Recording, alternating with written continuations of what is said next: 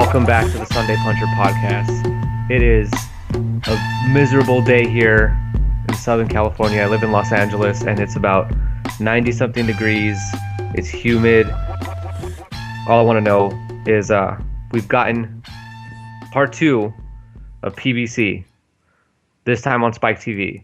What did you guys think of the presentation this time? You've got a second look at it. Jason, you got a pretty relaxed look at it because you weren't busy. I guess you were watching it to enjoy it this time, weren't you?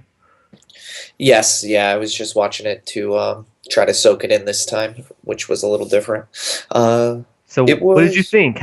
First of all, what did you think of Spike TV in general? Like, how was their sort of commentary, their hosts? What did you think?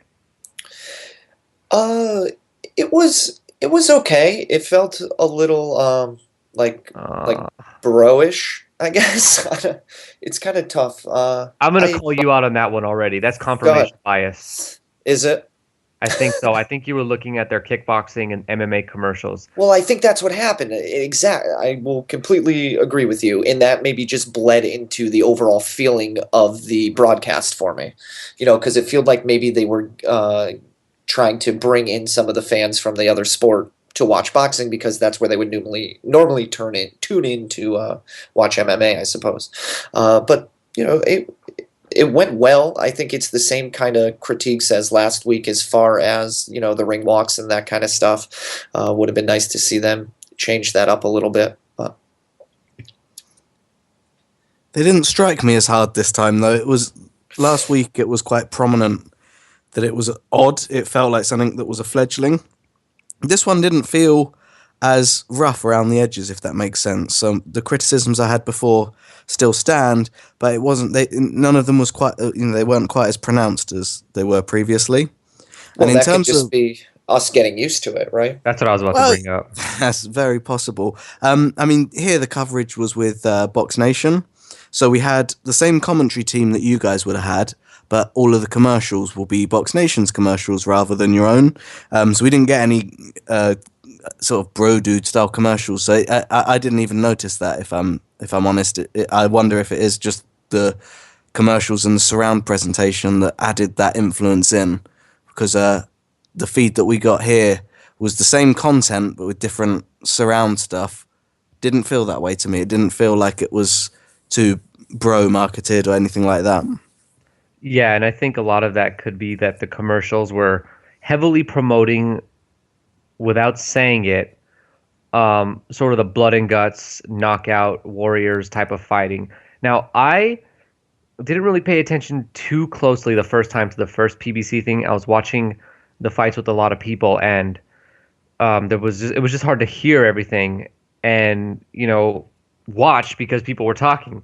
This time around, I watched it by myself, and I got to say that I'm going to go the opposite direction as you, Jason, and say that I thought it was great. I really liked the way Spike set it up. They did a really good job. The woman at the beginning, whose name I don't remember, she did a really good job kind of setting up the whole evening, setting up what PBC is about, setting up like just the kind of vibe and environment that they're creating with this series, and especially this series on Spike, because I get the sense that PBC on Spike is going to be far different than the PBC that we're going to see on NBC or on CBS or whatever. And I thought the commentary team was actually really good too. What I could hear is that they're not used to talking boxing and commentating boxing. On the other hand, though, they did their homework. The chemistry was good, and I actually liked at the end when they were talking about the Berto thing that it occurred like it was just natural. Like all the guys were just naturally responding to the stoppage, whether they agreed with it or not. And it wasn't like that controlled sort of my producers listening to me and in my ear and making sure I say certain things like you sometimes hear with Showtime or HBO when they're not willing to call out something exactly how they see it. That's a good point about them calling it out how they see it. One of the things that my wife actually picked up on, which was kind of funny, is during the Arreola Harper fight, the announcers referred to them as, quote, jumbo-sized heavyweights, which is something that was hilarious. I did notice that too. Yeah, which is something you never hear on HBO.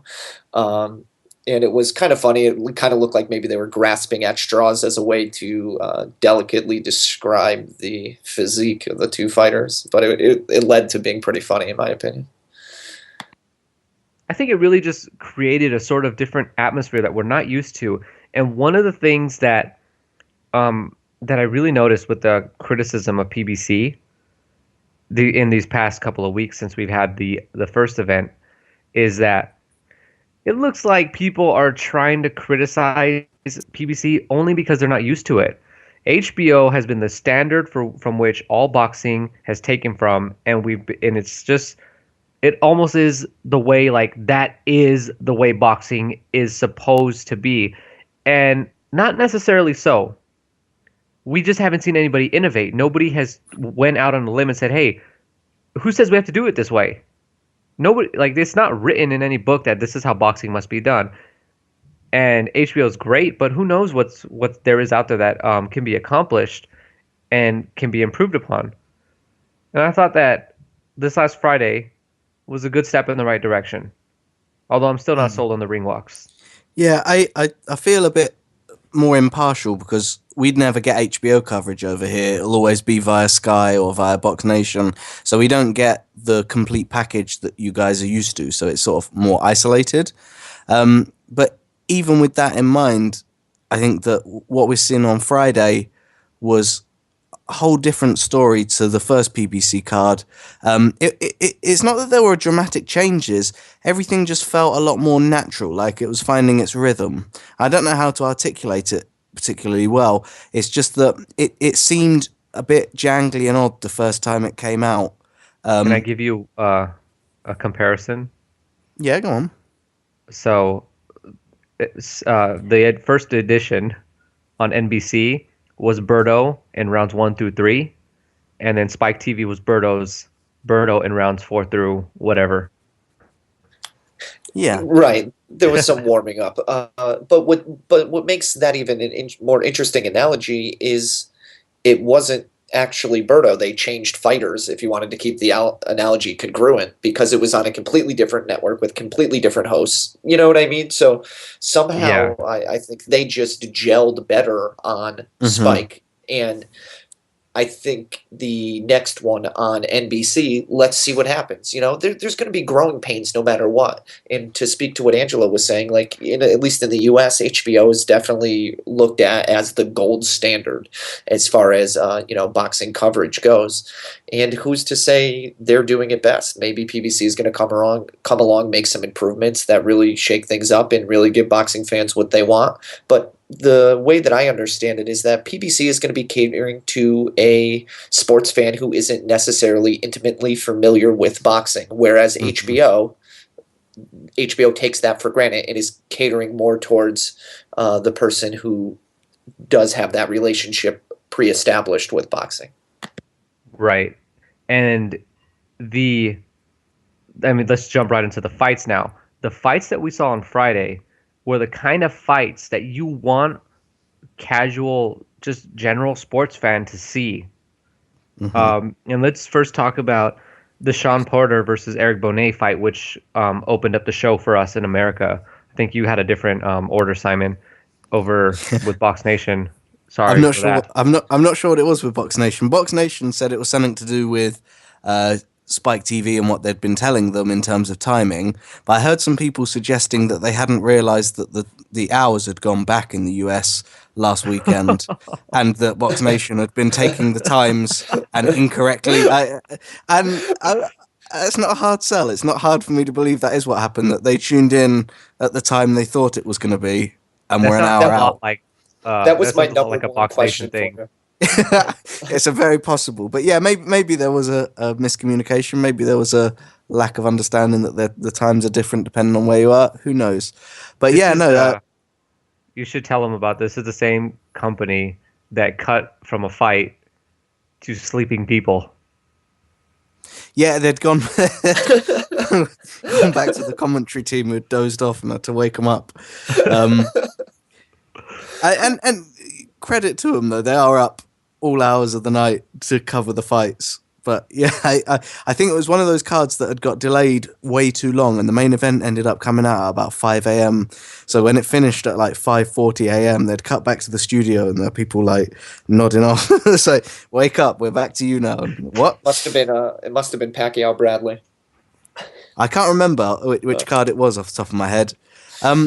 But yeah, we did get to see the coverage of Porter versus Bonet. It was I don't know. Like I felt that massive credit to Bonet. He had a huge payday coming out last minute, and he earned every penny of it.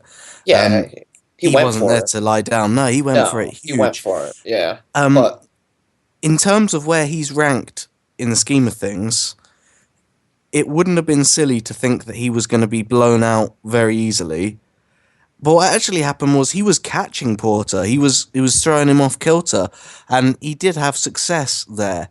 And it's one of those questions of, is Bonet actually a really good undiscovered gem who's come into the surface, or does it give us an insight into Porter's limitations?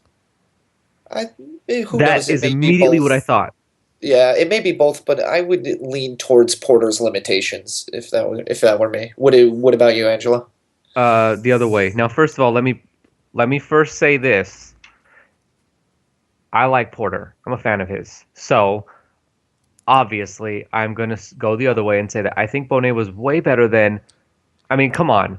Let's be honest. Nobody saw him fight before. Nobody knew who he was. I didn't know who he was. I expected, with the name, I expected him to be an American. And when I saw that he showed up and he had a little accent over his name, I then realized, oh, this is a Latin guy. And I thought Bonet was just, I mean, the timing that he had was fantastic.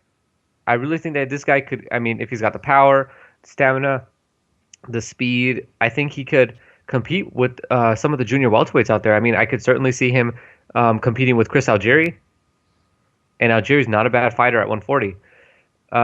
But I will say that Porter, there's either two things, and one's an excuse and the other one is legit. So first, the legit thing is that Porter was sloppy, and he was easy to counter. Now, we also saw the same thing with him when he fought Cal Brook. He was really easy to hit with the jab, and that's because he comes in pretty wide. And then once he gets hit, he doesn't, like, he's got to reset. The excuse I have, though, is that Bonet couldn't hurt him. Porter knew it, and Porter just walked through him and was willing to take those punches in order to punish him. Now, somebody should tear me apart for that. I mean, Yeah, not tear me apart, but go to work on that. I kind of want to, because in terms of fearing power and things like that, and you hear it like tossed around a lot that he didn't respect the power and so he was just going to ride the hits. No professional world level fighter is going to willingly, comfortably take shots. What about Kovalev? It's not their MO. If it happens, so be it. But no one's going to say, you know what, I'm going to get punched in the face on purpose. That's my strategy. You mean that's not Golovkin's strategy? No one wants to be hit in the that face. That's what I'm saying. There are totally fighters. Oh, who, we're talking about world level fighters, right? I'm sorry. Yeah, there are totally fighters who accidentally take more damage than they should. But Of it's no course. one's strategy to have that happen. To And- say I'm going to get punched in the face, Exactly. yeah, and yeah. just look into it. And beyond that, even if that were your strategy, that person needs to be out of there in 1, 2. They need to be gone. And Porter didn't have that level of success for the punishment he was taken. So if he thought he could go in there and receive blows but get better work off in exchange, that didn't happen. Yeah, I think Porter has shown us in the past a couple things. One, a limited ability to be able to adapt. He has, one gear. He does that gear well. If his opponent has a style that meshes well with him, he will, he'll do very well. Porter's going to be a guy where styles make fights needs to be his mantra. He needs to be in there with guys that are going to match him up stylistically. And I guess you could say that for any fighter, but I think really specifically for Porter, that's going to be a big deal. This guy landed a lot more punches on him than he should have. That just speaks to Porter's, kind of leaky defense and inability to adjust to what's in front of him. Yeah, I think we've seen a lot of grave dressing as well, where there's people that, because Porter had a very big hype train behind him. I think there's people that still don't want to let go and still, no, no, this guy's going to be top of his division. You wait, and they're Why trying to don't you just explain call me everything. out? Just say it to Not me. necessarily, not necessarily even you. I'm talking about the stuff I see on the forums and out there. There's still people trying to like justify why we're seeing this and that and how it doesn't speak to Porter's skill and it's actually a good thing. But I think, as I said, it's grave dressing where people don't want to just bite the bullet and think, you know what, spoke too Maybe we soon had with him this guy. pegged wrong. Yeah, maybe Yeah, we had him exactly. pegged wrong. You know what? I think what he did to Paulie was so impressive that it Mm. really resonated with fans. So he had that very, very impressive victory there with the way that he had taken out Paulie. And people are still holding on to that. So, Yeah, but and Well, it's an emotional power. one as well. The speech after that fight with oh, Malignaggi, where oh, it he said, was you go out there and you win because I don't want to end my career to nobody. I want to end yeah. my career to a champ. So you go out there and be a great champ, and you know it pulls on your heartstrings. Of course, you want him to go out there and be excellent and give Paulie the send off he needs, but sometimes you just gotta face reality and accept that that's not this guy. Power is just one of the most intoxicating things with fans. It can erase what look like the most glaring flaws in a fighter, and at the same time, it can also keep a fighter relevant far longer than they need to. Lucien Boutte, I think there's some people out there that still haven't let go of Boutte, but I'm sorry, people, he was never as good as some people pegged him to be. I mean, remember, some people considered him the best super middleweight in the world prior to him fighting Carl Froch. Yeah, all right. But speaking of, though, people who got hit far more than they probably should have, what about Chris Arreola and Curtis Harper? Now you want to talk that Porter performed lower than expectations.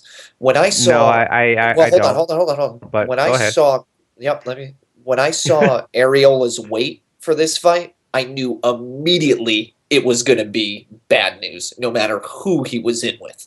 He was just, he came in upwards of, 260. 263 pounds to upwards of 260. Yeah. I mean, he was a jumbo sized heavyweight.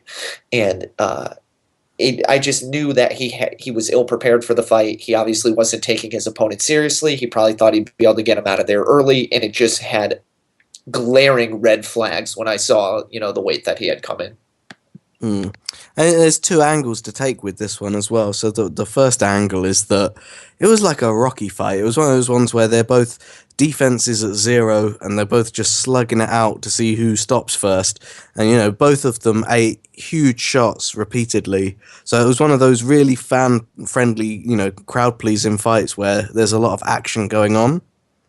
Then the second thing we have to look at is this is the guy whose ability gives credit to Stivern's reputation and transitively Wilder's reputation.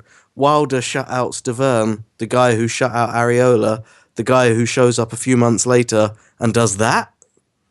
Yep, that was my first thought, and I think Simon and I had talked about it a bit briefly. Was just this is the guy who lended credibility to Stavern, and Now, man, the one counter to that is that Arreola, clearly, he's no longer the guy that fought Stavern a couple of years ago, or even last summer when he lost the vacant WBC heavyweight title. This is just not the same guy. That guy, the guy we saw on Friday, was not as focused or disciplined or whatever else you want to say about him. That's the one defense, but I'm not going to take that because I really do think that, for one, did we really see too much different about Areola than we've seen in the past? I don't think so. No, I Areola's don't think never so been either. known for necessarily going out of his way to be extraordinary or even above average on defense. no, I agree with you. You don't necessarily expect him to be a world beater, but I did expect him to put on a little bit better of a performance than he did. Do you think Like, that? I think it would have been. I think it wouldn't have been totally crazy to think he would have put on a better performance than he did. It's well within his abilities. to do that. It wasn't his abilities that were stopping him, I guess, is what I'm trying to pinpoint. I think it was a motivation. His opponent is a journeyman through and through. Ultimately, he's ranked like about 100 at the minute in terms of the heavyweight scene, and you're talking about the Stiverne beating him gives him his shot at Wilder. You should that person that you've beaten should be blowing away people that are at the 100 rank level. People that are journeymans that have been blown away by lesser opponents. You should be putting on a show against this sort of person. Right. This was a showcase gone wrong. Wrong in the sense from a promoter standpoint. For the fans' standpoint, it was an exciting action-packed fight. But the argument that I have for that is that once any fighter, any heavyweight out there who's willing to throw punches, once they taste Arreola's power and realize that Arreola can't really hurt them, I think that this fight was always there and always possible to happen. Just given that Arreola doesn't have good defense, he's pretty obvious with his offense. If a heavyweight out there could take his punches, this was always going to happen. And it didn't matter if he came in out of shape, out of weight. That doesn't even make sense. But if he came in like the way he did on Friday, or if he was in his prime form that we saw when he fought Seth Mitchell, this was always going to happen. And the reason why he's gotten this far is because the guy punches decently. Enough time spent there. I don't I was about to say, you guys seem like you guys are John Pascal on the ground about this fight. I don't feel inclined to argue so much. He can punch. He's an all right fighter, but I don't think that we learned anything new about Arreola. But it should maybe make us reflect on the stock that we've put into Stiverne and by association Wilder. All right, that's enough. That's enough, guys. Let's talk about Berto and Lopez. Now, going into that fight, it was on paper predictably one of the fight of the year candidates, and not only because these are two guys that, given the right matchup, are just consistently entertaining, but the story that it had going into it, where both fighters neither could afford to lose. Just given where they're at in their careers, and they could both have used a really standout performance to give them like an extra, I don't know, like a little boost in their career, I guess. Now, what I saw, pretty much a 50-50 fight on paper. Exactly. Now, what I saw though was that I saw the perfect fight. I couldn't have scripted it better, and I didn't even see this option going into it. I thought if Berto won, he was gonna outbox or knock Lopez out or stop him, and Lopez would be done. And I thought if Lopez won, it'd be the exact same thing. He either somehow outboxed Berto or knocked him out or stopped him. And we would know that either Berto or Lopez was done, and the other one deserved, a look again. But what I think we got was that Berto looked decent, not great, but decent. Like he still deserves to compete in the C+ to B range at welterweight. And Lopez, despite getting stopped, looked good in that stoppage. He looked like he still has a lot of fight left in him. And I can't count these two guys out, and I can't say I don't want to see them fight again. And I definitely can't say I don't want to see them in a rematch. The thing that I would want to say specifically about Berto is that he fought a very composed fight. He had a lot of composure. He took his time figuring out Lopez. I think he had a plan and a strategy, which would make sense with Virgil Hunter in his corner, to kind of let's see what this kid has, and then we'll go from there. I don't know how much of the early success of Lopez was kind of Berto just being in a very cautious and tentative fighting style, or was it just Lopez really giving Berto something he couldn't figure out? I tend to believe it was Berto kind of just taking his time to figure Lopez out. But. It was an odd one for me. Like, I want to ask, because I'm a bit naive to this. Do the commentary team, promoters, stations, etc., have an allegiance on this one? Because it felt like the commentary was very one-sided. I couldn't see how they would, unless I'm missing something. Angela? That's a good question. I didn't notice anything. I'm not sure guess that's not what you wanted to hear, but I'm not sure who they would even be biased to, though. Did you see it the same way as the way I saw it? Lopez was scoring almost all the rounds. up until the midpoint. So I think I had him I with like agree. a shutout until about round 4 or 5. Yeah, yeah, And that's fair. for all the I could work see he that was argument. doing, I disagree the though. the commentary, the commentary seemed to be reflecting that Berto was doing good stuff and having bad luck, and that this was about how good Berto is, that he can take these punches. They didn't want to seem to give Lopez any credit the whole way through, and then when Berto found his moment of success, they suddenly jumped to that, like, oh, we're vindicated. It's what we've been saying the whole fight. Berto's fantastic, and Lopez hasn't been able to trouble him. But I had Lopez with a comfortable lead when it got stopped, and I also felt the stoppage was I don't know, a little odd given that. Well, here's first of all about the commentary. I didn't hear that when Berto stopped him. I heard the commentary mostly being very skeptical of the stoppage, Mm. and Tarver was the one who was trying to say like, "Hey, look," and which I agree with as well regarding the stoppage is if you get knocked down and you get up and the very first punch that lands drops you again, you're probably done. And for people out there who want to disagree with that, and we're going to get off topic, but the people who want to disagree out there, do you really want the referee to keep letting Lopez get back up?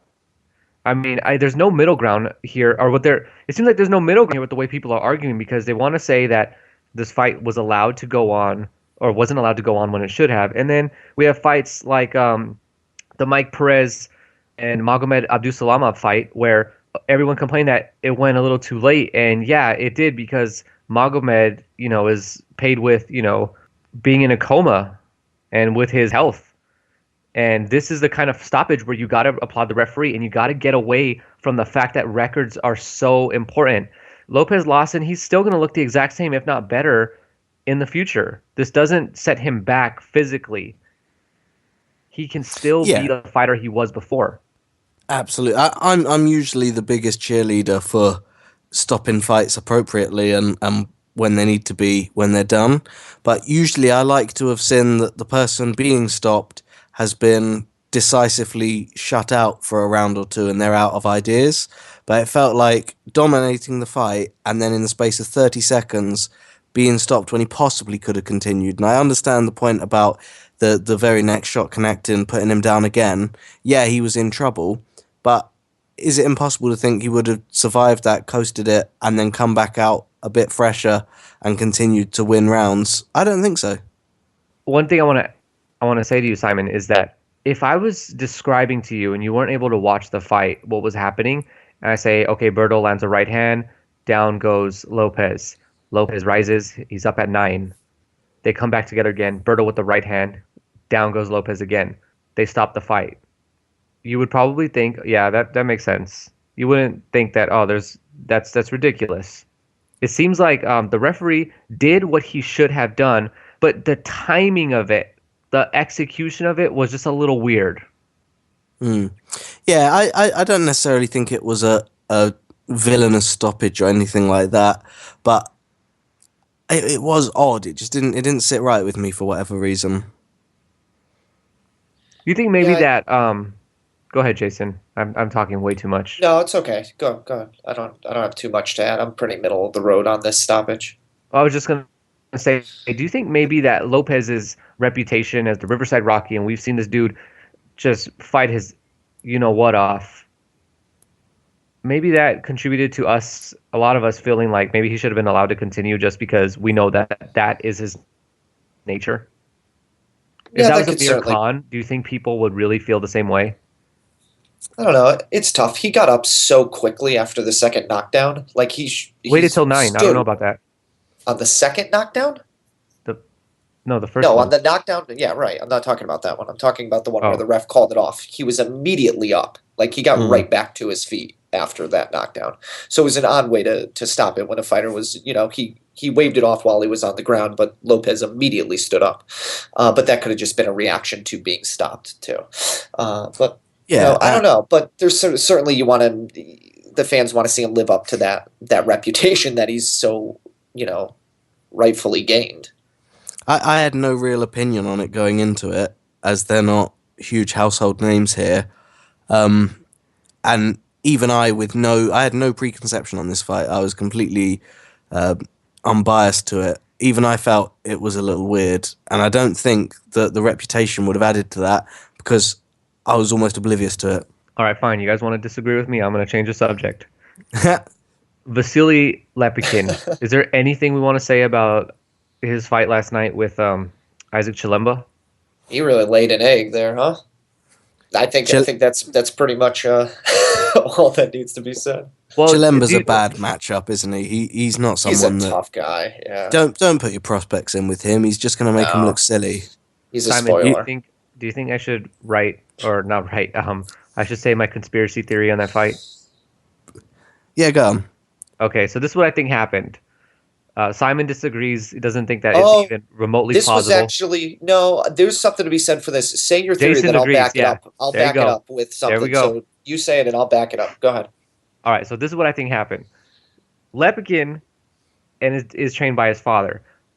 Somewhere along the line in the lead up to this fight, it probably was on fight week or something, the week before the fight, Lepkin's dad pissed him off. They got into an argument. They got into a disagreement. Something happened.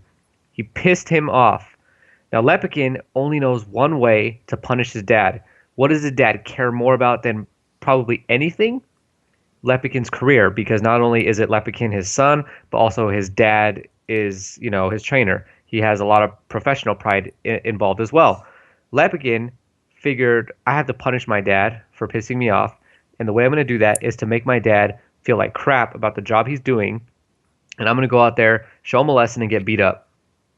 And the reason why I felt this way is because his dad was urging him and threatening him and all this stuff, and Lepkin just kind of looked at him and just had nothing to say, nothing to do, no agreement was there, and he just went in there and continued to do nothing and to not listen to his dad. Let me add on to that briefly. Just two things to semi-support that. I found it extremely odd, and I don't know what feed you guys were watching, but on the HBO feed, his father was talking about stopping the fight, I believe in between the third and the fourth round, which, nothing. He had not taken any punishment, and his father was already threatening to stop the fight, which just completely took me off guard and seemed very strange. And then the other thing is, when Lepkin would go onto the ropes, he would make sure he would walk himself to his corner where his father was, and then just sit on the ropes for no discernible reason. But he would continually make sure he found his way back to that spot. So if you combine those couple things, it's definitely a conspiracy theory. But man, it was some strange behavior out of both Lepkin and his father telling him, I'm going to stop the fight in the third and fourth round, which was just completely bizarre. Simon, you don't even need to counter. I'm going to say that, yes, this is a conspiracy theory. Yes, it requires a lot of sort of logical jumps. Yeah, and massive we also speculation. have to a lot of speculation, and it's a little bit bizarre to think that a fighter would willingly take some punches to the face, as we said earlier in the podcast, and to take some punishment. Like, I mean, I just think for yourself. I wouldn't do that. I'm also not a professional boxer, so let's just leave this where it is. Let's not. You got something, Simon. Yeah, I do. You're not gonna let me not dismantle that because, I was trying to diffuse. Yeah, we'll just do a quick teardown. It's not too hard. It's massive speculation that they've had some sort of disagreement and he wants to punish him. This is someone fighting away from home on a huge stage, looking to do themselves proud, and they're fighting against someone who is impossible to look good against. Chilemba has consistently looked really troublesome for all of the high hopers and people. Chilemba is one of those Tony Thompsons of the division that ruins your career, isn't that well respected, or he's not looked at as one of the best, but to be honest, he is that great gatekeeper that is going to mess your day up. And that's what happened. Lepkin looked out of ideas very early on and didn't get any new ideas. We've seen it time and time again with, Russian prospects looking to try and upset the script. They don't go down without a fight. They're there to try and prove a point. We saw it with Eubank Jr. recently, where he had another undefeated prospect, and he was hard as nails too. They want to give it their best, and sometimes they're successful, sometimes they're not. But one thing I'd never think I'd see from any of them is them throwing it to spite their dad because of a supposed falling out that's not even verified. Like it doesn't hold any weight with me. I've watched Raging Bull a lot, and I'm sure if you've seen it, you'll always remember the scene where Jake LaMotta allows Ray Robinson to go to work on him, and then with blood gushing down his face, he says to Ray, "You never got me down, Ray." He says something like that. "You never knocked me down." As Ray looks at him disgusted that he just beat the hell out of this guy, and this guy is boasting about not getting knocked down. I think the last word on it should really be that Chilemba's not to be trifled with. Don't fight him if you're a prospect, because that's dumb. You're at best case scenario, you're going to get an ugly victory that doesn't make you look any good. And he's not even doing enough to fight world level fights. He's just a banana skin to be avoided at all costs, really. Absolutely, definitely agree. He is molded from whatever Tony Thompson is molded from. Yeah. With Boone. the absolute ability to not pick up any fandom or followship and not be respected in the division, despite being arguably very good. Yeah. Absolutely.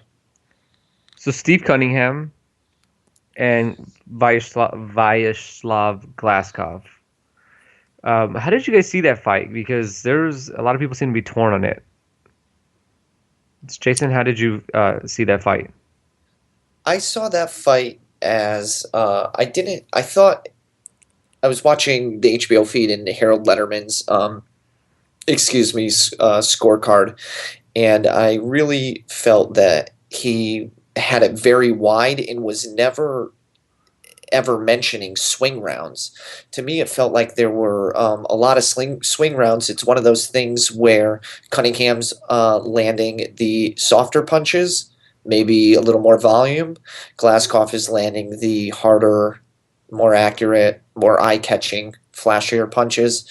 So personally, I could have seen it going around to either fighter, going by 1 or 2 rounds to either fighter, really. So, Glazkov got the win. The 116, 112 is a little wide, I guess, but what are you going to do? It is what it is, isn't it? Cunningham came out so fierce, and it looked like it was going to be another shutout of just someone being outboxed. But I don't know what happened. Around about the 5th or 6th round, someone must have had a word in Glazkov's ear, or I don't know what happened, but he just found the answer and suddenly started coming back into it. Remember, we were talking about this. Simon and I were talking during the fight. Cunningham went away from his game plan. He started trying to fight inside. Yeah, I think, looking at it again, I've watched it again since, I think that Cunningham started too fast and he came out in a higher gear than what Glazkov did, and as he grew tired, he couldn't afford to dash in and dash out like he was because he didn't have his feet with him and he didn't have the energy to continue doing that. And I thought, you know what? I'm not going to be able to score points on the outside anymore like I have been. I'm going to have to bring it to him. That's my only option here. And that's where he got picked apart a bit. Yeah, I agree. With this fight, I think the range of scores could be anywhere from 8 rounds to Cunningham, and that's because and only because of activity. And then 7 rounds to Glazkov. And I personally lean towards that the 7 rounds to Glazkov is more accurate because the way I like to score fights and the way I see boxing is that who would I have rather been at the end of the round and then at the end of the fight? And there were a lot of rounds where Cunningham may have been busier and landing more punches overall. But for the most part, he was getting hit with the big shots in every round.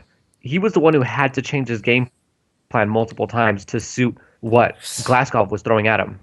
Well, yeah, I mean, he's a cruiserweight. Controlling. He's a cruiserweight that came up to heavyweight, so, I mean, he's not going to have – the power isn't necessarily going to be there. Not that Glazkov was the biggest guy. Cunningham's whole game plan had to be to rely on his activity above all else, basically, to win this fight. And, I agree with your assessment that it could have gone 8 rounds to Cunningham on activity alone, but is that really how you want to judge a fight? I think this isn't the most egregious decision, that's for sure. No, totally. I had it for Cunningham by the end of it. I wasn't at all disappointed by it going the other way, because it was that tight sort of fight. And I don't necessarily think that anyone got sloppy or slippy. Maybe Glazkov figured something out. Maybe Cunningham came out too fast, got tired. Whatever it was, the late success made it a very difficult one to score, and you wouldn't want to be a judge on that one. Let me ask you this. At the end of that fight, who would you have rather been? I think Cunningham, You think Cunningham got hit? Like, who's feeling it worse today? I don't know. Cunningham still Cunningham's has going to be feeling. Yeah, of course, he's going to be feeling it worse today because it's a power puncher. But someone who is doing good work on the outside, I don't know if that's a fair way to settle how it should have gone down. Yeah, I agree. Because you can outpoint someone and win, and still be the more bruised person the next day because you've taken some fierce shots from like a massive puncher who's trying to get in on you that you've more or less the whole fight successfully evaded and outpointed, but the few that have got through, wow, have they damaged you. Yeah, I think the bottom line on this fight is that it is a fight that legitimately could have gone either way, and it's one of those fights that you could point to as you'll see what judges have a style preference. That's what it ends up being. It all comes down to a style preference with judging in this fight. So there's no obvious winner. The winner of this is the mandatory now for Klitschko's IBF. I think in the real world, that's not happening. In the real world, there was no winner. Well, even if it was a decisive win, I don't think Klitschko's going to drop everything and go, oh, right, this person's my mandatory for my IBF. Yeah, fair enough. I meant it was lose-lose for both these guys. They're They're going to take a beating at the hands of Klitschko. Yeah, and almost anyone else within the top of the heavyweight division, in terms of what you want to see him do next, I'd watch that again. Yeah, sure. I mean, if Cunningham could adjust his style, because I do think part of it was fatigue-based, and if he could kind of adjust that style to keep his activity level up, but not maybe go so balls to the wall early on and, kind of outpoint him on activity, yeah, it was an entertaining fight, It was entertaining. It was competitive. God knows how to score it. It could have gone either way, and I wouldn't have complained.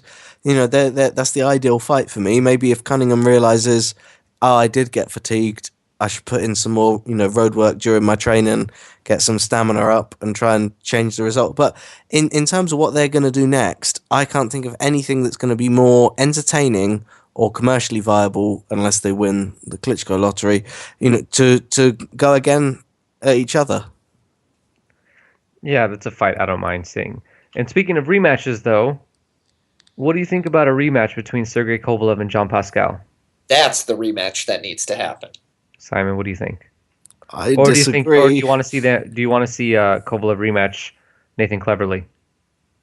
Oh, definitely not. No, but it's one of those ones I've heard people kicking around that this one should be refought.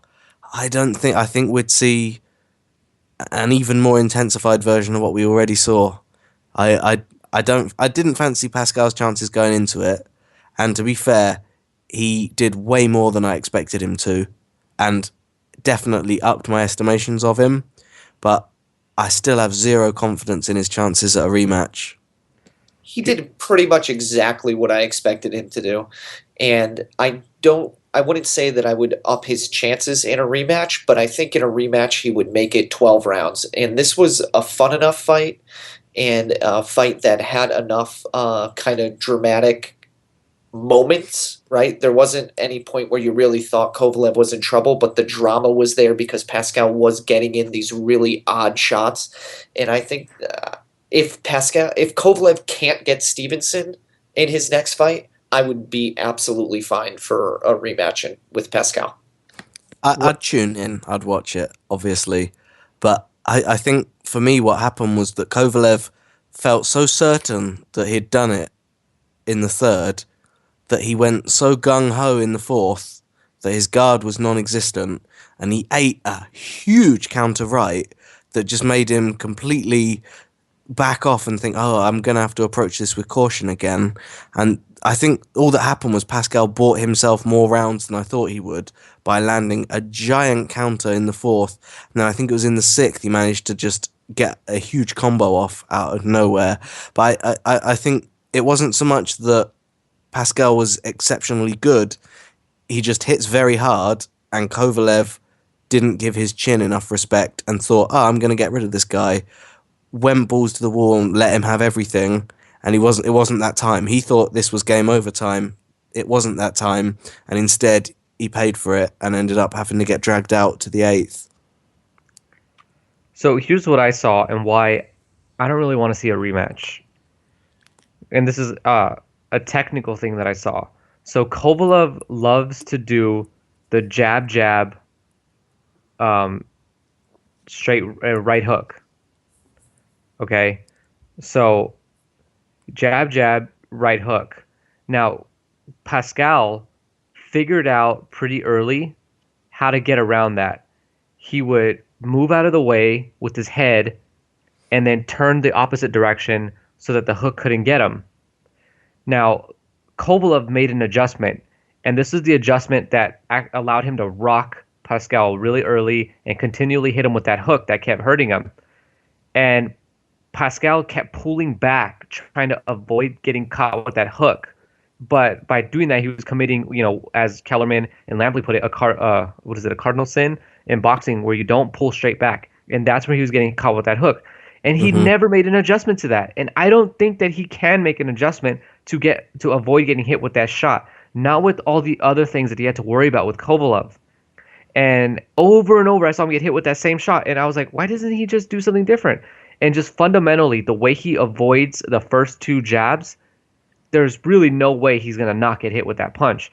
So really, I don't see that fight going any longer. Pascal made that fight more entertaining than it should have been because he was fighting on borrowed time. The guy recovered like he was Evander Holyfield. And for the rest of the fight, we got to see Kovalev beat him up, Pascal swing for the fences, maybe get lucky and hit him. Action settles down. Rinse and repeat. Yeah, it was a super dramatic one because of that. And I think, even Kathy Duva was worried for a moment because I think it was the fifth round where Pascal had come out. It looked like he'd had a sensu bean in the corner and he was just back on it full. He was, half past dead in round three, and suddenly this guy's coming out swinging aggressively, and it made you stop and try and take stock and think, wow, like, is this really happening? Kovalev was visibly worried at one point as well. So, Pascal definitely went far beyond what we'd expected of him, but it wasn't enough to make me think, yeah, he's got good chances in a rematch. I wonder now, though, if he can't get Stevenson, whether that is the most exciting or whether an unknown variable where there's at least an element of doubt again would be more entertaining or more exciting to look forward to than something that I'm fairly confident is going to go the same way but sooner next time. So let me just add this in, is that, I definitely think, I think I said it earlier, but Pascal did exactly what I thought he would do. I thought he would trouble and hinder, Kovalev to a degree that I would go as far as saying this is probably one of Kovalev's toughest fights. Not that Kovalev didn't have a dominant performance or anything like that, but, Kovalev had to routinely make adjustments throughout this fight. And just when he thought he had Pascal is when he didn't. And that's not something that usually happens to Kovalev. Right when he thinks he has somebody, he normally gets them. So that was a whole new dynamic that we had to see from Kovalev. I thought Kovalev put on a fantastic performance, and I was more impressed by him than I was by anything that Pascal did. I was impressed with Kovalev's ability to box again and again, and his ability to not only box, but box with power. And that's just something that you don't always get. Again, impressed over and over by what Kovalev does and his ability to just be a fantastic boxer on top of being the power puncher that I initially thought he was. One of the comments that was being, I think Paul Smith said it, who was the English commentary for this fight. I think he said that it looked like a super middleweight coming up against someone who was too big for light heavyweight to begin with, and that it looked like a clash of different weight classes where Kovalev was just so physically big in terms of his height and reach that it looked like a bit of a mismatch from that point of view. With that in mind, how does Kovalev rank up to Stevenson in terms of reach and height? Kovalev's 6 feet tall. Stevenson is 5'11". Kovalev has a 72.5-inch reach. Stevenson has a 77-inch reach. I keep calling him Pascal. Stevenson is 37. Kovalev is 31. Now, Stevenson did start boxing pretty late. Yeah, he's a pretty young 37. Yeah, so he doesn't have a lot of miles on him. He's only boxed 110 rounds. Meanwhile, Kovalev's boxed 92, so neither guy's, a veteran of the ring, just given that they end their fights pretty quickly. Looking at these, these raw attributes, though, what are you getting at, Simon? Well, you're onto something. I am, and it's the Pascal. Yeah, he amazed me. Did more than I thought he would. But before this fight, I was fairly certain, in my opinion, that Kovalev easily takes Stevenson. But given how Pascal was able to have some success here and there, I rate Stevenson's chances a little higher now than I probably did before. Oh, man, I completely disagree. Just based off Kovalev's ability to adjust, anything that Stevenson's going to throw at him, I think Kovalev is going to be able to eventually break down. Maybe not stop him, but eventually... Not if it's that left hook. You don't think so? He's probably going down if that left hook hits him. Yeah, I don't know. I think Kovalev's proven that he has a very good chin and that he also has a way of taking the sting off punches. He rolls with a lot of shots. He rarely gets hit clean, and when he does, get hit clean, he takes it pretty well. Stevenson is definitely a different level of puncher than Pascal, I suppose. But Kovalev, I wouldn't fancy Kovalev's chances any less after last night's performance. I think we saw his poker face last night. I think there was a point in possibly the 6th round where Pascal had connected and then went to the body and went upstairs again, and then they got separated by Pabon at the ropes, and Kovalev had this expression of just bafflement where he was, confused that this isn't supposed to be happening. What's happening here? And whilst he looked physically all right, I think that he was a bit hurt and was doing his best to portray that he was fine and keep that poker face up. But it was a great performance by Kovalev. I'm still impressed with him, but it makes me think that he's vulnerable. 2 things about that, Simon. All fighters are vulnerable. 2 things about that. One, you're judging this based off of you looking very poorly at Pascal going into this fight. So you're like, oh, even Pascal could trouble him. Right. Mm-hmm. So, but if Pascal is maybe something more than you thought he was initially, that argument's null and void. And I think he was a little bit better than you gave him credit for. Oh no, definitely. Yeah. It's the point of interest for me though, is that whether my assessment of Pascal's skills were right or wrong, and they definitely were wrong. He was better than I thought he was going to be. His size and his physicality, he does belong at super middle. And someone who's more attuned to Kovalev's size at light heavy maybe has even more success. I don't even want to say this, but I've always thought that Stevenson would beat Kovalev. You've always said that, yeah. You can't go back on that now. I've always said that. I'm not going to go back. And I still think that Stevenson... I'm not going to go back and say, like, oh, well, I don't actually really believe that. So I will just say, to note, though, Pascal was not that much smaller physically than Kovalev. He was. It's 6 foot versus 5'10" and a half, and 72.5 reach versus 72-inch reach. So they were pretty evenly matched. I mean, Kovalev had like a 9-pound weight advantage or something. But. If you pull up the fight and look at each other, them facing off, I don't think one of them's given the correct height on their stats, because it looked like a lot more than an inch and a half between them. It looked like... And it's usually the shorter fighter who does that. I think maybe there's some porky pies on Pascal's box rack, because they didn't look like an inch and a half between them. I don't know. I just feel like someone with the same sort of reach and height maybe has a bit more success than I first thought. And don't get me wrong, I still fancy Kovalev in that matchup, but it's not nearly as certain as it was before last night. I think that fight's even. If they fight, it's pretty much an even fight, and the edge most likely goes to Kovalev, just given that he's accomplished a bit more than Stevenson has. Going 12 rounds with Hopkins means almost the world at this point in the light heavyweight division. Mm. Absolutely. And it's absolutely. why the betting line would be in favor of Kovalev, why I would be absolutely frightened to tell people that I think Stevenson's going to win. We've said about Kovalev going 12 with Hopkins and this and that and it being impressive. For me, Kovalev's newest impressive feat is taking that fourth round Pascal Sunday punch counter, bang on the chin, and he kept coming. Well, not just one, but there were several instances. Several. I actually thought Kovalev was hurt about 2 or 3 times in that fight, and hurt to the point where he grabbed on. And we don't see guys like Kovalev grab because they long for human contact.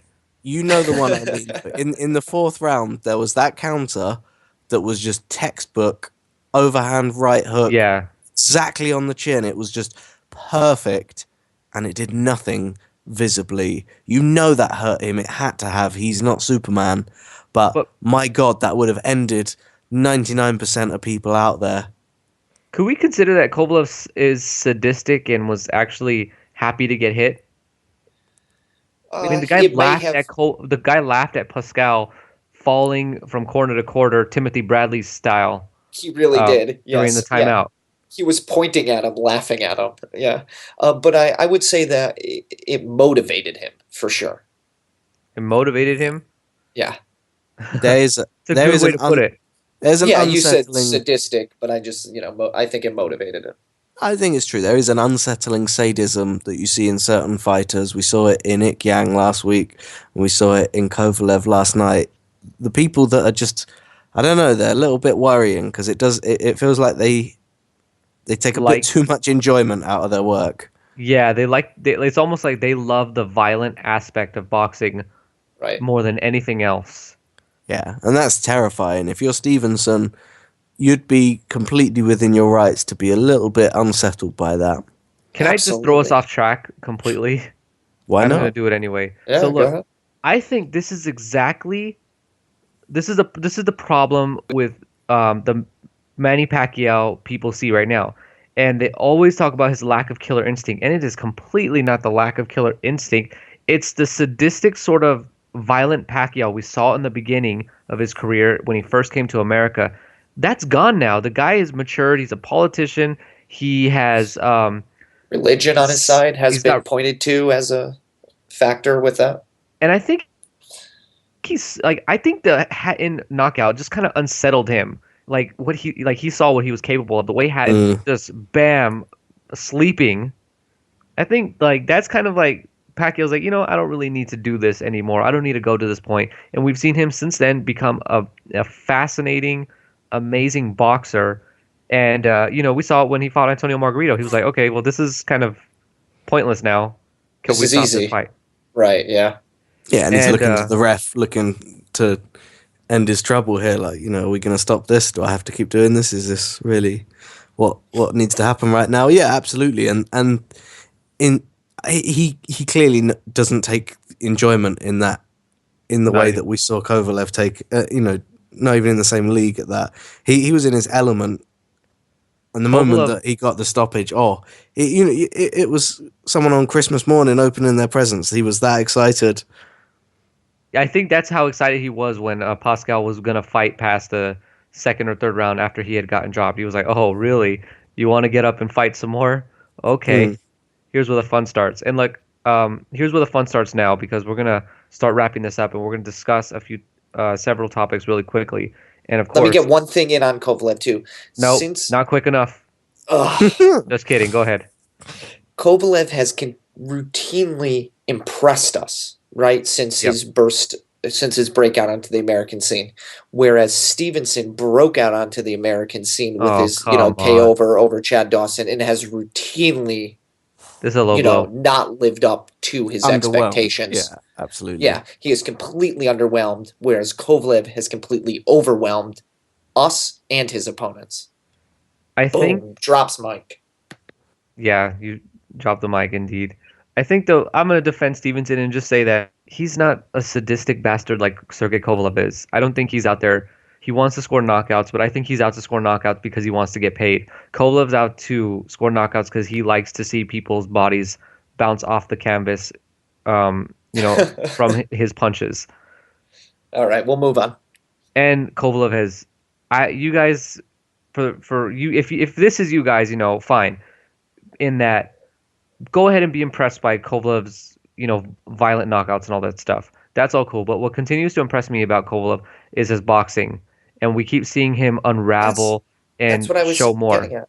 Exactly. He's routinely over exceeded our expectations, and that means outboxing Bernard Hopkins. You can look at it Right. almost in a Yeah, microcosm. Like he that is exceeding all of our expectations. he's not Excellent. a Provodnikov knockout artist that's going to look very limited. We've seen that he's got a lot more strings to his bow than that. But I don't know. He's dangerous, and I don't know. Sky's probably the limit at this point for him. Exactly. Whereas Stevenson preyed upon the leftovers of Andre Ward. Okay, Jason. Any more? Just get all your Stevenson jokes out now. Go ahead. You said you were going to defend Stevenson? Do you have a law degree? Well, it's gonna tell. That's I got it. what you meant. I got what Yeah, you you meant. got it. That was You a good got it. one. Let's move on. All right. So naturally from Kovalev, let's move to Golovkin, and let's talk about Willie Monroe Jr., who's the next on his good boy list. May 16th, Los Angeles at the Forum. It's actually in Inglewood. I talked to you about this for a second, Angelo. Actually saw and got to spend some time with Willie Monroe Jr. after the Boxino tournaments, after the Friday Night Fights edition. I spent, probably 15 or 20 minutes talking to him, and I happened to have a Golovkin shirt on at the time, and he was adamant about fighting Golovkin. He said, he said, my next fight is going to be against Golovkin. I cannot wait. I'm going to beat him. And he was just so hyped about the fact that he was going to be fighting Golovkin, which is not the mentality that I would expect a Golovkin opponent, to have. So I was kind of impressed and a little taken aback by how, excited he was about this opportunity to fight Golovkin. And that was, I don't know, maybe 4 weeks ago? He's up for it. Did you break his heart, or did you smile and nod? I smiled and nodded, and he said, the next time I see you, you're gonna have one of my shirts on. And I thought that was good. And I said, if you beat him, absolutely. Did you tell him that this was Gennady Golovkin, Maybe he thinks the he's fighting middleweight like champion title holder from Kazakhstan, who's knocked out 18 people in a row? Do you think he might have thought you were talking about Konstantin Golavashev from Russia? I'm pretty sure that's what The his 0-1 promoters have heavyweight? told him. It's not him? Yeah, yeah, yeah. Maybe Okay. his promoters have told him that to get him to sign the contract. Okay. For me, this fight, look, Monroe's good. He's a good fighter. From what I've seen from him, he's a good fighter. And I wouldn't, I think he could compete in the top 10 in middleweight. But against Gennady Golovkin, I don't think so. Well, who's his highest rated Angelo, start. opponent? Best win is probably Vitaly Kopolenko in the Boxino semifinals. And after that, it's probably Brian Vera. And here's the thing, though. Those aren't wins that should say or should necessarily get you a Golovkin fight. Now, Monroe's got a loss in his record, and guess who that was to? Our good old friend Darnell Boone. Yeah. The same guy that knocked out Adonis Stevenson, who had a majority loss to Kovalev, who knocked down Andre Ward. So, the fact that Monroe took a loss to Boone actually leaves me a little more encouraged by his chances than as if he hadn't. Yeah, how do you rate him against, let's say, Daniel Geale? Do I have to answer this? Yeah. Yeah. He probably doesn't win. And what do we read into that? Monroe is the best available guy. I think Tom Loeffler said it perfectly. This is the best available guy we could get out there. Cotto doesn't want anything to do with us. Canelo's tied up. We've beaten everyone else. Peter Quillen's tied up. Andy Lee's tied up. What do you want us to do? No, I I know, totally agree. yeah, I it's don't think it's cliche. it's nothing against Golovkin, his matchmakers, anything like that. They are doing the best they can with the people that are willing/unwilling to fight them. But trying to spin it as a competitive one, it's a big ask, isn't it? So it's a big ass. And here's what's another big ass, moving on to our next topic. Is sparring Guillermo Rigondeaux gonna get Manny Pacquiao properly ready for Floyd Mayweather? So here's the thing. I was talking with my friend Frank and John about this, and one thing that I they know had Frank. pointed out. Yeah, you know Frank. You met him when we were out in California.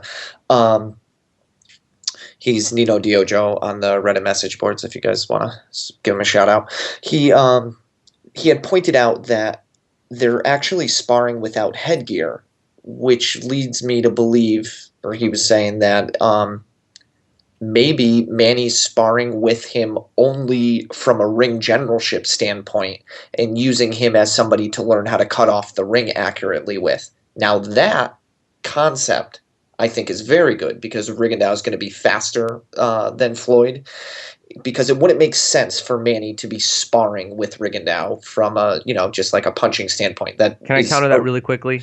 yeah, sure. Just really quick. Yeah. Guillermo Rigondeaux's 5'4". So what? But Does it's that mean about that he can't cover as much ground as Mayweather with his strides? I don't think his actual speed with his feet and is gonna be the same as Mayweather when it comes to cutting off the ring. Head movement's another thing, but well, I don't know about the speed. he's going to be faster. So if Manny trains with somebody who's going to be faster than Floyd, when he gets into the ring with Floyd, Floyd's going to be a little bit slower. That will give Manny an advantage. No?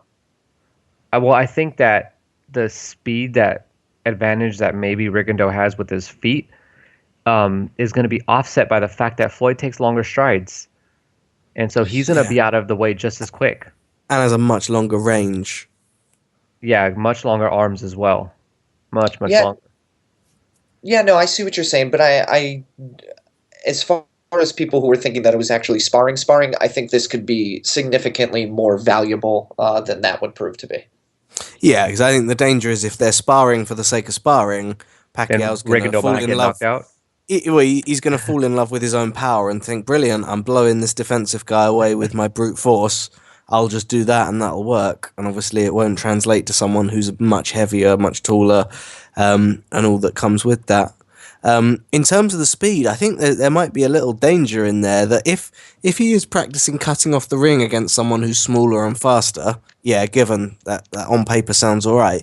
But do you think that there's a little bit of danger there that it's going to get him used to being closer than he should be, and that he's going to be in counter range more than he should be because he's preparing for someone with much shorter range? He's going to think that he's outside the pocket when really he's bang in the middle of it. Well, The I other think that thing- would be a glaringly obvious thing to not take into account. I mean, if they didn't think about it, yeah, certainly that would be an issue. But isn't that like the first thing that comes to mind too? No, the Yeah, first thing that comes to absolutely. mind is the fact that Rigondeaux is a southpaw. Well, yeah, well, okay, Yeah, that but also comes to mind Mayweather first. Yeah, that's And they kind a of tie. move in a different way. Speaking Yeah. to my point on range, though, I'm not so much talking about whether they acknowledge it or not mentally. You're making muscle memory, you're making habits, and you're training yourself. In the ring, it's what your body remembers sometimes more than what your head remembers.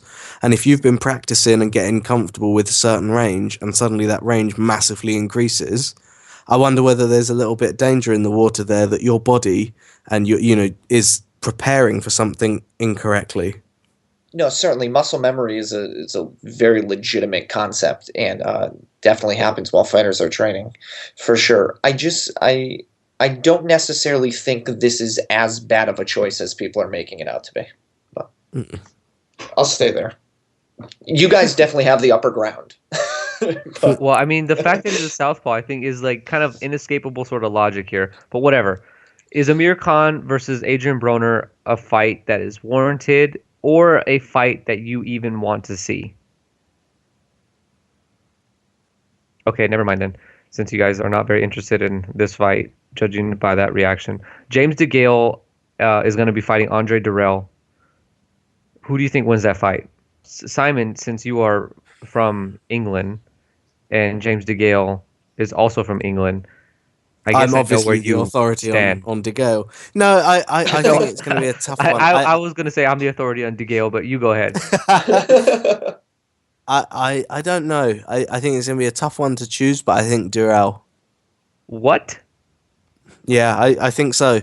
I don't know. I'm teetering back and forth, but I think that DeGale is at risk of trying to blow someone out of there and getting outpointed. And as long as it looks like he's having success in his head, and he thinks, okay, I'll get him out next round, I'll get him out next round, all the time losing on points, that it could become too late, and suddenly Dirrell switches out defense, gets out of there, and coasts by with 8-4 victory type thing. You stole my point. I was just going to say the exact same thing. DeGale has been so dominant and impressive lately that when he encounters any sort of struggle from Dirrell, he's not going to make any adjustment because he's just going to say, "Oh, I didn't get him this round. Next one," just as you said. you think he's going to fall into that trap? It's a big If risk. you've ever heard DeGale Yeah. talk, you know he will. Yeah. I don't have a very strong opinion on this fight. All right, good. Well, Takashi Miura is going to defend his super featherweight title against our old friend Billy Dib. Not a fair fight. What do you guys think? Tell me about it. All right, well, Takashi Miura is he's cut from the same cloth as Ruslan Provodnikov. He's how best can you say this? He's like a march forward, go ahead and try to hit me, but I'm gonna pour it on you as much as I can. He's aggressive, and just pretty much one of those all-action fighters that everyone loves to watch. And he holds the WBC super featherweight title, and I think he's one of the most avoided fighters out there in that Takashi Uchiyama stopped him pretty early in Miura's career, and Uchiyama's never come back for a rematch, even though Miura dropped him and all this stuff. Anyway, Billy Dib, last time we saw him on a big stage, he got stopped by Evgeny Gradovich pretty brutally. So now Billy Dib has somehow earned a title shot in the division north of featherweight, and I don't think this is going to be a competitive fight. I think Miura's going to run through Billy Dib. It's just going to be a one-sided beatdown, and that'll be that. Or this ends up looking like Provodnikov versus Algieri, where Billy Dib somehow wins it on activity and the fact that he only gets knocked down one time. You think there's probably a chance, though, more of a chance that Dib gets kind of lured into a slugfest? Absolutely. And that will be it for this week's episode. The quick hits weren't a big hit this week with the guys. I don't think that's fair. I was waiting for an opinion on Amir Broner so I could come in counter, but I didn't come. Moved on. Let's touch that one. You guys want to go back after you guys said nothing when I threw that out there? You gave us 2 seconds. I was waiting for Simon because you didn't throw it to anyone. You gotta throw it, man. You gotta throw it. Well, here's the thing. This is what I think a Khan Broner fight would look like, is both guys would be waiting for the other one to do something. I think there's an element of that, but I think that Khan isn't famed for his patience or reserved approach. And if you had a round or two that were a bit nothingy, I think he'd suddenly decide to take ownership of the fight. Can I ask a silly question about this, guys? And that is that if Khan were to do that, how far, what do you think Virgil Hunter would do if Khan went 3 rounds without following the game plan? Would he slap him behind the head or something? He'd stop the fight. Absolutely, yeah. He'd stop it. He seems like a no-nonsense kind of guy. It's one of those ones as well where, in terms of the physicality of it, I'm assuming that it would have to take place at light welter, where Broner's main success is, and where Khan's had success too. That it would be at light welter, Khan would come down fairly easily, and I don't see Broner troubling him too badly. You think Khan would come down that easily? I see. I would definitely expect this fight to be at 147. Well, it'd be an arguing point because Khan thinks that he's a massive negotiating stone, but in Him and Miguel reality, Cotto. yeah, in reality, Broner's probably the bigger draw for the fight in terms of viewership and money that it brings. That was Because my first question when this Yeah, fight was you're absolutely announced. right about that too. That was my first question. Broner can fight like Molina, and it draws a huge audience.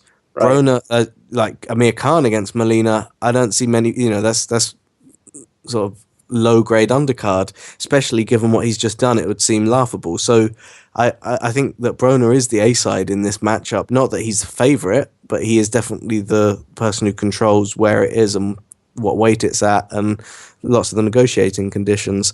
In terms of dropping half a stone and being good still, yeah, I think Khan can do that. And in terms of his hunger for a big payday, yeah, I think he'll do that too. Yeah, I see him wanting the fight and agreeing to the conditions, and then comfortably winning, I reckon.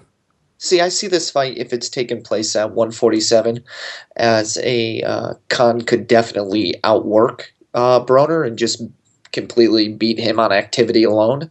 Yeah. Because Broner's power just hasn't really carried up with him to 147 too well. So I think Khan gets by that pretty easily. Now, if we're talking about a fight at 140, I do think that changes things a little bit as far as Khan's ability to win. I would totally favor Khan a lot heavier at 147. At 140, I think it's more of an even matchup. I would really have to see how Khan looked getting down to 140 again. Yeah, totally. It being at 140 is the compelling thing about it. If it happens at 147, not too interested. I think we know how that goes. 140, there's some mystery there, and it becomes a very intriguing matchup. Agreed. Angelo? There you go. There's your quick hit answered. Yeah, how's that? You guys did great. I'm proud of you. Aw. Yeah, guys. So that'll be it for this week. Next week we're gonna come back with there's not a lot of boxing next week. However, we're gonna have a lot of cool topics to discuss. One of them is kind of putting the heavyweight division in perspective, looking at the truth in that division where there seems to be a lot of what do we call it? Not truth? What would you call it, Simon? Mirage? Sophistry, where there's like a false economy on what's happening where. That's a really good way to label it. Absolutely. And I think maybe we should grab a topic from some of the users on Reddit too. Yeah, we're going to grab some topics next week from Reddit Boxing. We're going to discuss them. Keep submitting, and hopefully somebody has a good joke one, because we could always do with that. Stevenson is a favorite topic of Jason's. Anyway, guys, it is sweltering here, and for Simon, I know it's late, and Jason, I know you go to bed at like 9 o'clock. So thanks for staying up and recording the podcast, and I hope you enjoyed it, listeners.